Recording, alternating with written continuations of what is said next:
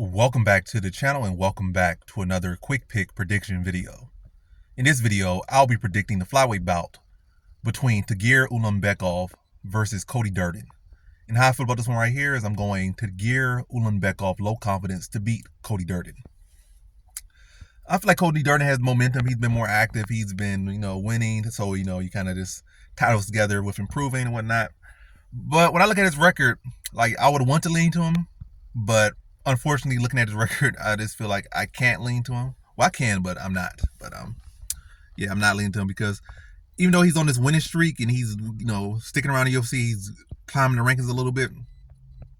Who has he really beat? Charles Johnson lets everyone wrestle him up pretty much. Like you could wrestle or you could grapple. He's gonna allow you to lay on him for like the majority of the fight.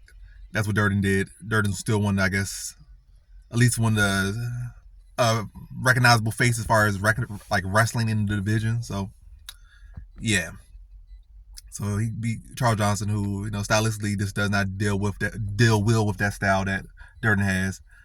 Hadley was a solid fighter, but Hadley, as we saw in the Nascimento fight,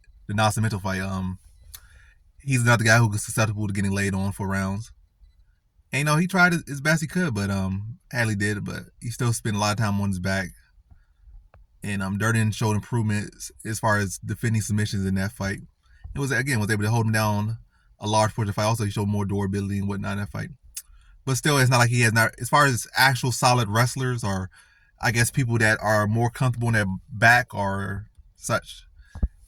He's 0-2 against them. He got Mokaev submitted him, and what's his name? That guy who's not doing very well right now. I can't remember his name, but that guy's much more comfortable off his back with submissions. And, was able to get him in a guillotine, like flying guillotine or whatnot. I'm forgetting his name right now, but either way, his track record against wrestlers is very short as far as in the UFC, and it's not in his favor. So it's like at all. I don't think he got to win against another person. You can say, he beat JP Bays, but JP Bays, is getting finished by everybody. And I think if he's not cut by the UFC, he's soon to be cut by the UFC and should be cut. No insult to him, no dig at him. It's just the reality of things. And it's not like he run out there and out wrestle him. He just knocked him out pretty much in the first opening 2-3 minutes.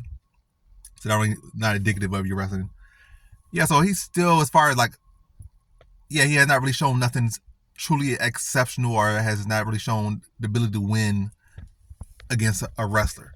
By the way, I see this as a close fight, and I definitely can see a case where it goes to decision and they give Cody Durden a close decision, split decision type thing yet again. But I think Tagir Ulanbekov should win this one. And I'm going to say second round guillotine. I think it's going to be a back and forth close fight.